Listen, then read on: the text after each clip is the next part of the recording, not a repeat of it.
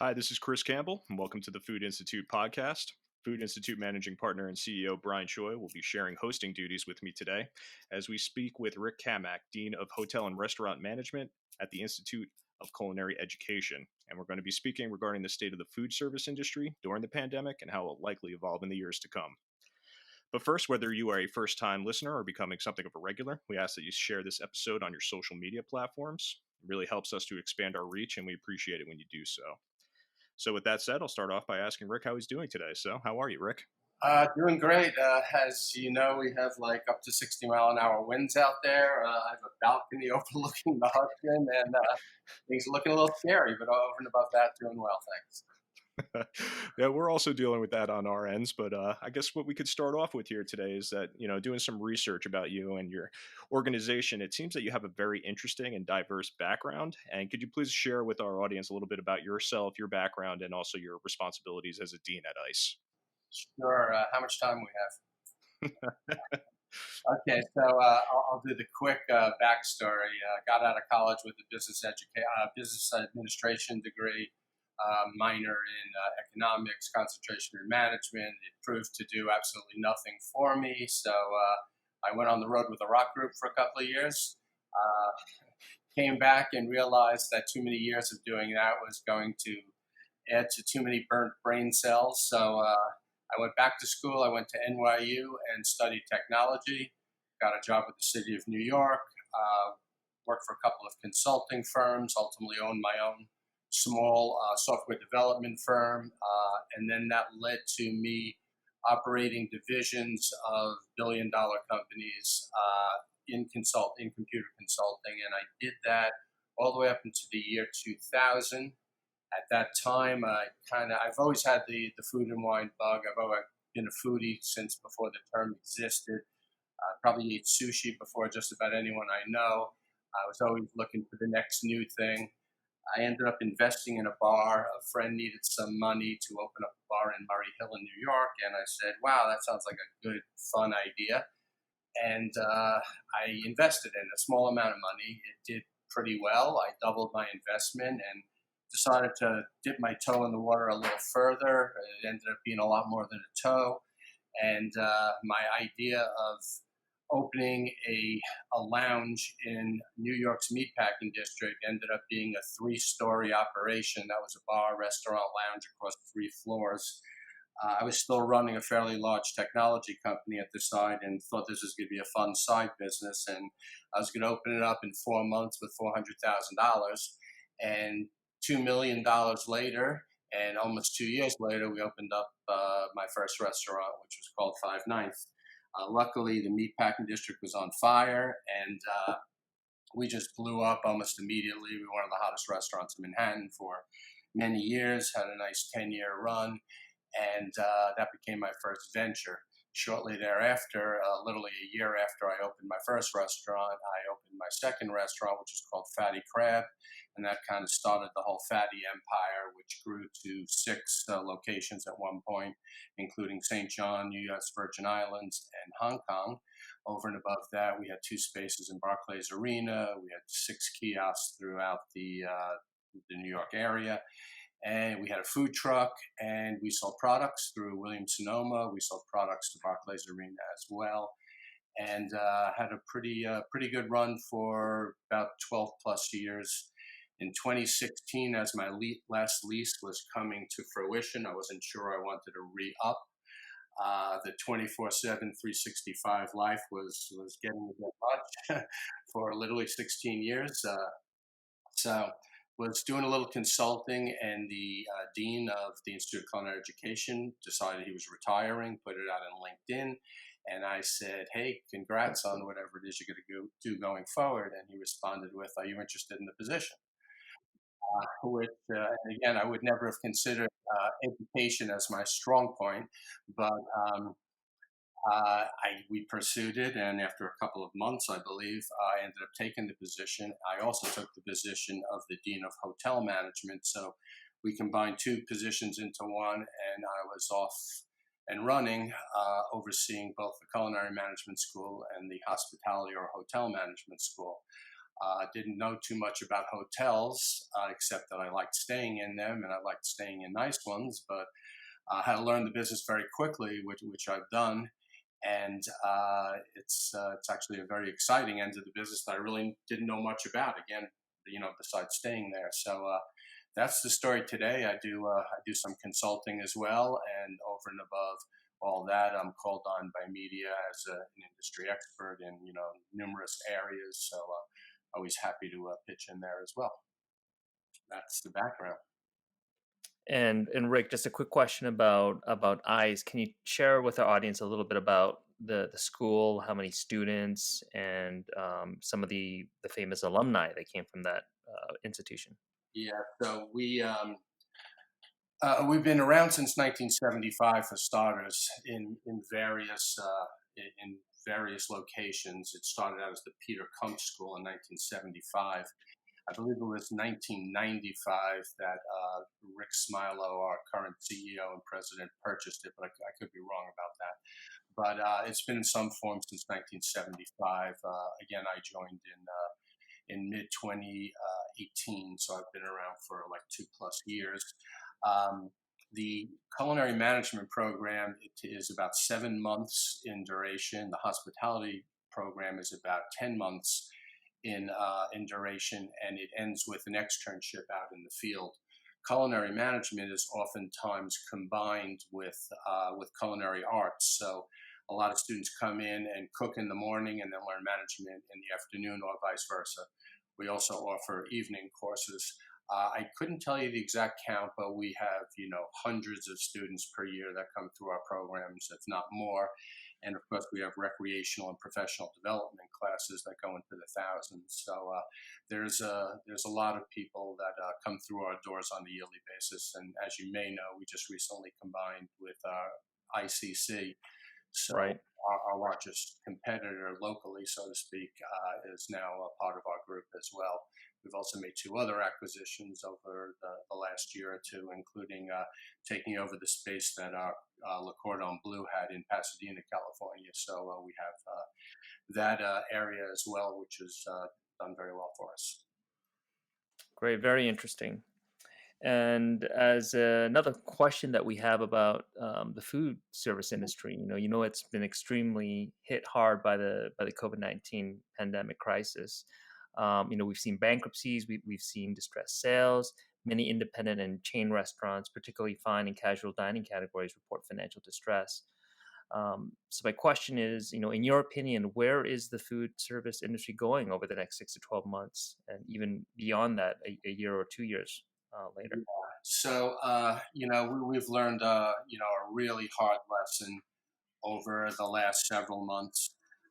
We clearly have some challenges ahead of us. But, if the food industry is anything, it's a creative industry. There's a lot of smart people, and, we're going to figure out how to pivot, and pivot is what we need to do.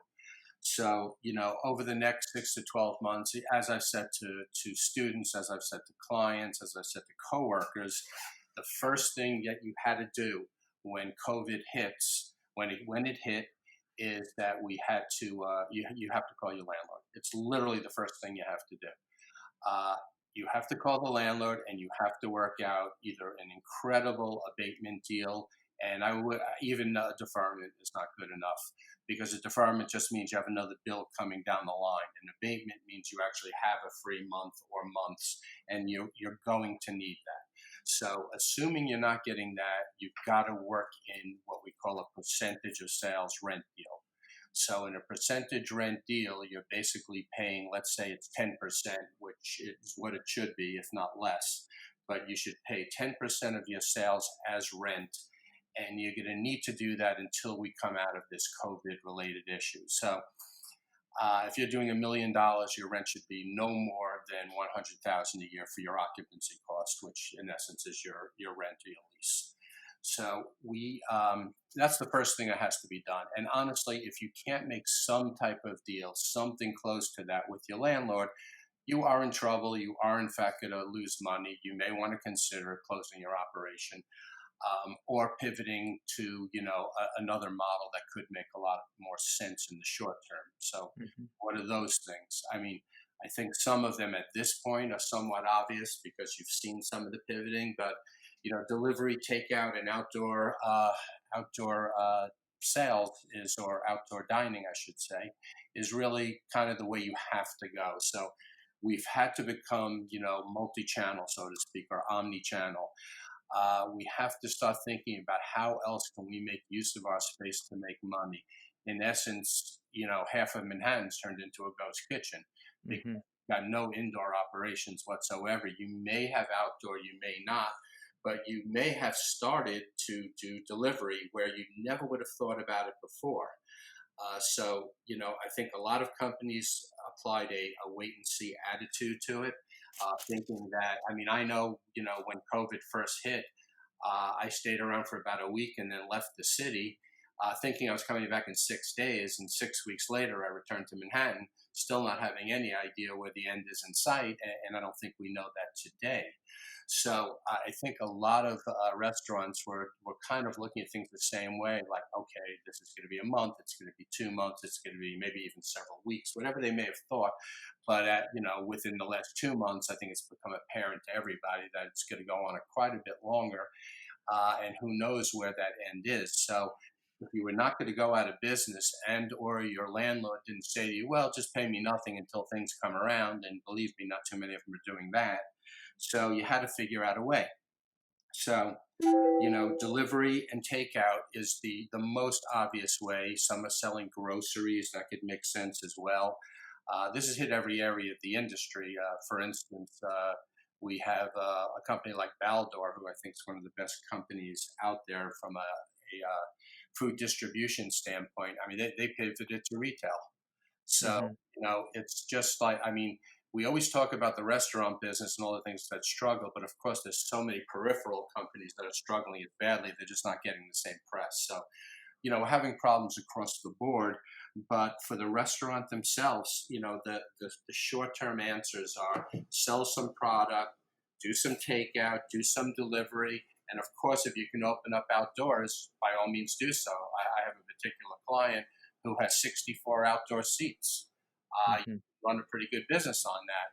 Now, the issues you have is, we're always, worried about weather. Weather's a big issue in the restaurant industry. Right. I recall, when I was running my own restaurants, it just started sprinkling at 5 o'clock. All of a sudden, half your reservations cancel. It's an amazing phenomenon.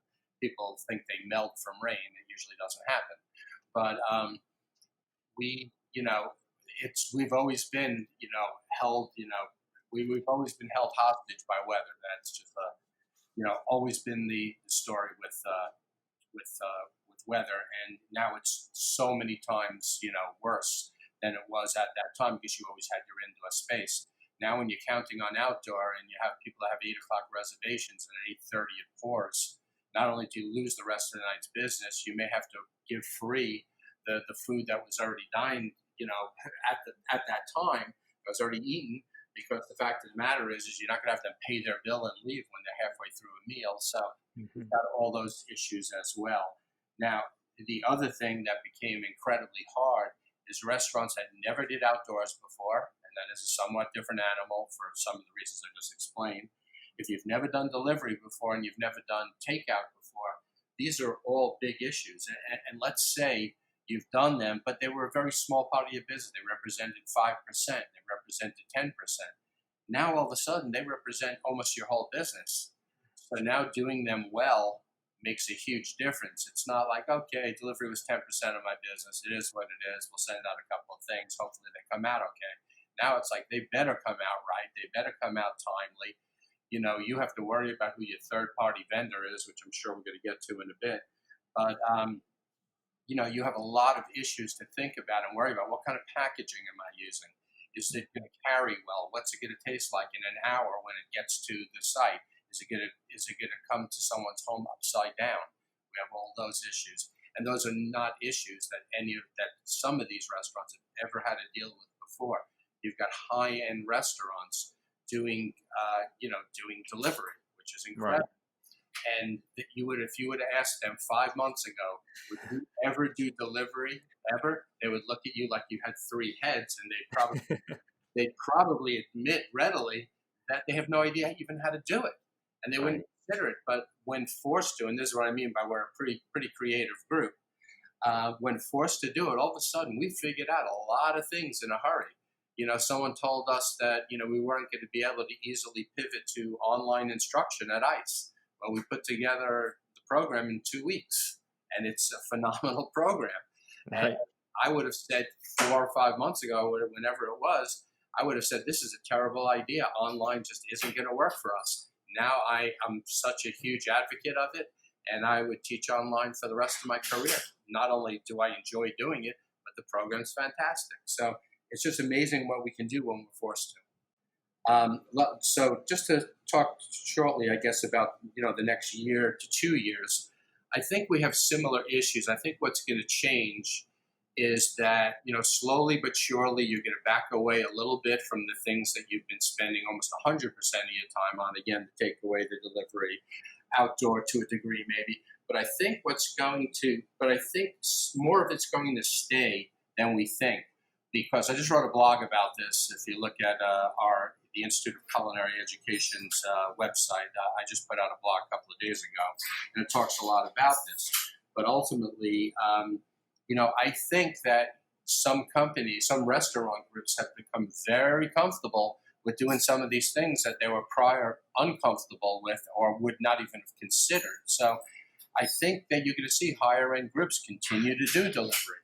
At the Right. same time, I believe that we have changed our dining habits. We've Mm. definitely learned to cook better over the last handful of years. Over the last handful of months. I'm sorry. I believe we've gotten a lot more used to getting delivery at home, getting takeaway. We've become very comfortable sitting in front of our favorite Netflix show and having a pretty high-end dinner that was delivered from a pretty high-end restaurant.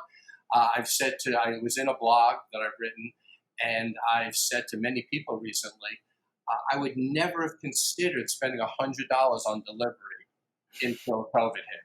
I mean, Mhm. once I get up to $50, $60, my thought is I might as well go out and really, enjoy myself in a restaurant. But that's changed. It's been forced upon me. But the fact is, I've become comfortable with spending more money on delivery, getting a much better quality product, having it delivered directly to my home, relaxing in my own living room or kitchen, and watching a great show or a movie. So we've changed our habits as well, and because of that, I believe restaurants will be forced to stay somewhat in line with that and continue to offer us what we are now becoming accustomed to. So I think the article that I wrote, the blog I wrote, was actually called "Are Restaurants Becoming Their Own Biggest Competitors?" And what I meant by that is our own delivery now a competition to us getting in dining room service, so in restaurant service. So, and I think to some degree it has. I don't know that that's necessarily a bad thing, because I think now you have other areas of revenue, you have other revenue streams, and that's not a bad thing. But does it hurt your sales to some degree? I think time's going to tell, but it's going to be part of the changing, landscape and part of this omni-channel vision that we all need to move closer to. So, Rick, one of the things you brought up earlier in that discussion there was ghost kitchens, and they're also known as dark and virtual kitchens, and they're becoming more prevalent. As a shameless plug, the Food Institute is hosting a webinar on the topic August 10th, and we're going to share a link to register for this, and you can also get a viewing of the recording if it's after that date. So, I want to put that in there. But at the same time, Rick, in your estimation, is this the model of the future and how restaurants are going to operate, or do you think that we're going to have this hybrid model that you were also speaking about there, where it's also, indoor dining and also focusing on the takeout aspect? It's going to be both. I'm a big believer in ghost kitchens. I teach it as a professional development class. I've been asked to consult with some of the larger groups, of which I'm apparently not allowed to state. But I've seen this coming for quite a while now, going back at least 2 years. I believe it is a big part of the future. I think it's a more economical way to go. Another way that we're going to pivot, which is closely related to this and the last topic we talked about, I think menus are going to become more streamlined. And you're seeing it now with like Uber Eats, for instance. If you go to order on Uber Eats, many of the choices are not a full menu. It's a smaller menu. that's easier to pick up, easier to deliver, easier to get to the client quicker, probably the things that travel better. So I think we're moving in that direction.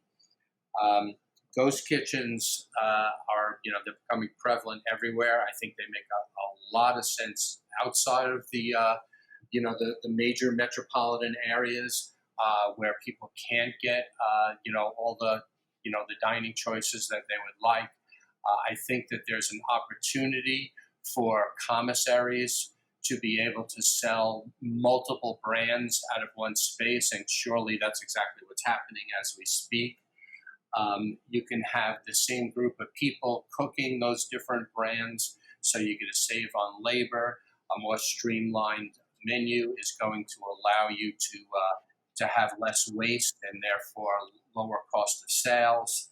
I think the model works for a lot of reasons. The thing that everyone is challenged with, and where I think a lot of these delivery companies have really gone wrong, is on the delivery side of things. Because if you're going to partner with a third party, your profits go out the window, just like the restaurant's profit goes out the window. A ghost kitchen has the exact same problem if they're partnering with a third party. Unless they're getting a special deal, the fees are egregious, and I would suggest that the fee you're paying is probably greater than the profit you're making on the item itself. As an argument on the delivery side, that if you do the research, you'll see that most of them are not making money. So whatever it is that they're charging that seems so egregious, and I would agree surely does seem to be the case, on their side they're showing that they're not actually making money, that they're not charging enough for delivery. So you've got a big challenge there. And I guess what it really boils down to is the challenge of putting someone in a car or on a bike, or whatever the case may be. And when you're paying that person, let's just say for an hour, depending upon how many deliveries that person can make for an hour, that clearly could be all the profitability that's left. But all that said, and without making this a much bigger part of the conversation, I think that the challenge is figuring out those logistics yourself. I'm 100% sure that the way to make money on this side of the business is you've got to do the delivery. If you use a third party, you just cannot make money. And that's a great segue to the continuation of the discussion on delivery. Do you think that with the Uber Eats, the DoorDashes, and the Grubhubs of the world, you just mentioned they're not making money, right? And so, what's the future of these types of companies? And I agree with you that restaurants will have their own logistics teams, just to manage the cost. But what happens to these types of companies if they can't make profit, even at a 20 to 30% commission? Well, I think, we can make an argument that that restaurant groups in general were built upon flawed models, and I think for years and years that's the case. And I think we'll talk about it a little later about what to do going forward. But our model in general is a single-digit profitability model, which it just by the fact that I just said that makes it a flawed model, because you don't have to do too many things wrong to bring single digits down to zero or a negative number. So I think that food delivery companies have a similar problem. They've got to work the logistics better. There are companies that are now doing something that could be the answer to that. There's a company now called Cater Cow, but they came out with a product called Fare. And Fare offers limited delivery, meaning a limited menu, and they basically, what they do is they are purchasing in groups, meaning that they're taking like an area and delivering bulk to that area so that they can cut down on the costs. And without getting into the particulars, the idea of it makes sense, because once you've traveled to an area, think about the New York City area, and if you had to go from the Upper West Side to, up to the Bronx, down to the Lower East Side, to FiDi, so on and so forth, there's almost no way to make money unless you've come up with a smarter way to do that delivery. Clearly, there are other, companies in the world that have figured out somewhat better models in terms of how to get things delivered where you're going. I mean, Amazon would probably be the perfect example of that. You know, I walk into my lobby on any given day and there's 500 boxes from Amazon down there. So it's, I mean, I think doormen have really become their own delivery men, but it's the craziest thing. I'm sure they're not too pleased about it, but they're in a whole new line of business now. But anyway, I think what's going to happen is, you know, you've got the cater cows of the world, and you've got people, other companies that will come up, and I'm sure there's a few others that are out there. There's also a company called Chow Now, and they're offering something through Instagram where there's a one-time monthly fee for ordering. And I'm guessing, I don't know what their logistics model is, so I couldn't say, but I'm guessing it's also going to be based upon we go to an area and we hit it hard, as opposed to basically just, you know, sending out drivers all over the place. Not that I'm saying that there's no logistical intelligence to the third parties out there today, because they all do have their own proprietary ways of doing this, but clearly it's not yet making sense. They're not yet making money. And so they have to pivot as well. They got to figure out a better way. And if they don't, they're in trouble. And we know that these fees are going to get pushed down, whether it's from competition or whether it's from something regulatory. Ultimately, these fees are going to either temporarily or permanently get pushed down from one of those things. So ultimately, again, they're going to have to find a better way, or they're just not going to last either. So, Rick, what are the top three food trends you're following currently, and what do you see those trends impacting the way people eat food? Yeah, so you know, it kind of broadly speaking, quicker and healthier is clearly a way that we've been going for several years, and I don't see that doing anything but increasing. Um, we want, you know, if you think about, you know, delivery, takeaway, or even grab and go, uh, if you think about what that was several years ago, the options were so few and far between, and usually heavy, greasy, not well prepared. And then if you think about what you can get today, I mean, including meal kits and unbelievable grab and go and incredible salads and all kinds of healthy drinks. And what we're learning is that people, I don't know, they seem to be in more of a rush, but ultimately people want to eat quicker.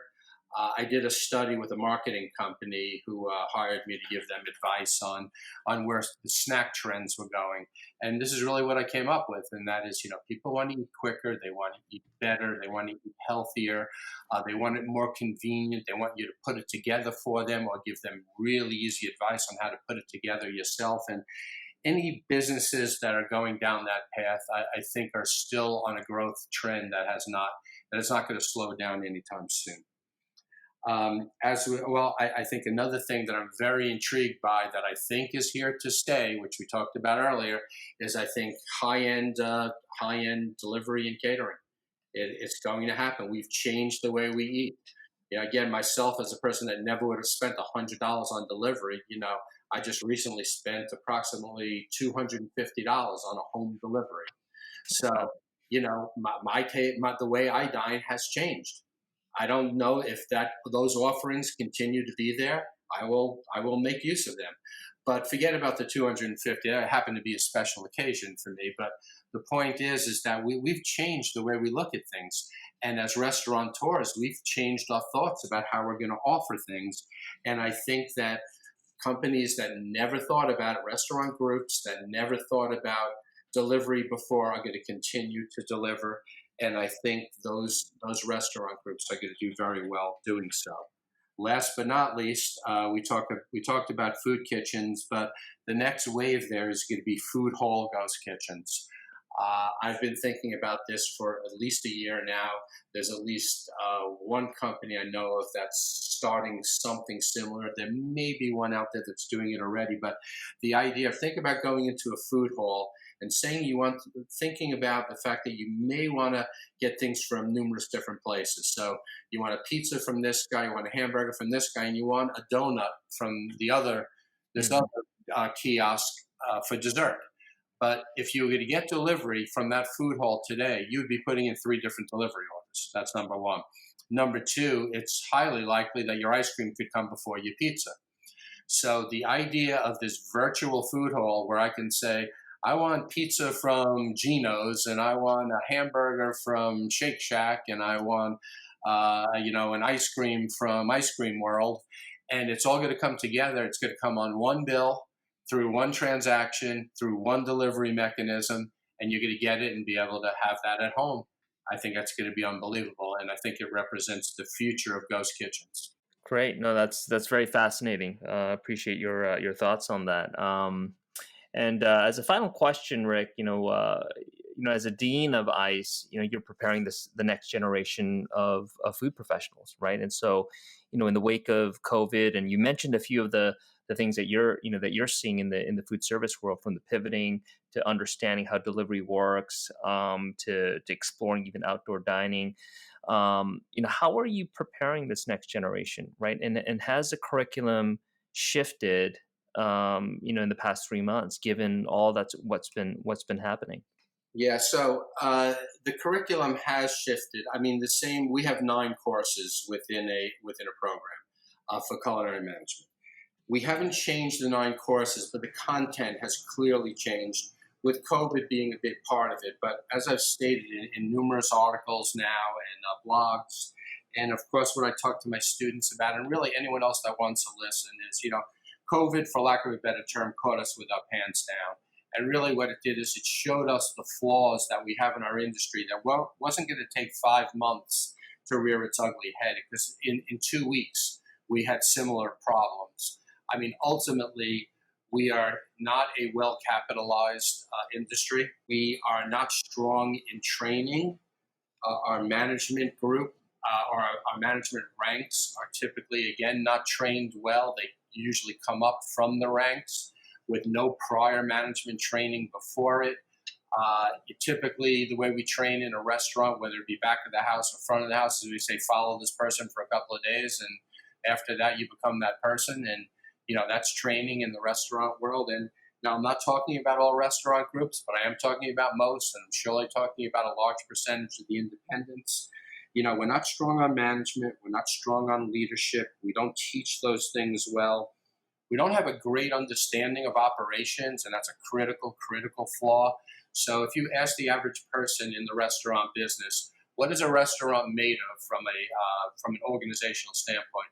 Most will say the back of the house and the front of the house. So the front of the house is, your servers and your bartenders and your runners, whatever the case may be. And the back of the house is your chefs and your sous chefs and your prep cooks, your line cooks. But then there's a third piece. It's called operations. It's that invisible piece that sits above both sides and makes everything work properly or not.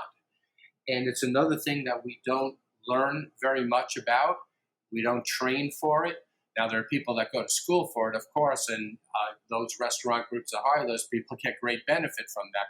But oftentimes that's not the case. A chef and a front of the house person get together, open a restaurant, and off they run. And they don't really know a hell of a lot about the ratios and the KPIs, the key performance indicators that you have to hit in order to be successful, and therefore we fail.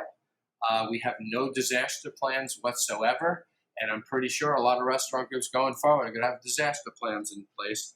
Last but not least, we are typically and traditionally undercapitalized, so we typically do not open up with enough money, so we're behind the 8 ball from day one, and it puts enormous pressure on any kind of stoppage of work. And as I said earlier, it could be 2 weeks could put restaurants out of business. A month, surely. 2 months, yep.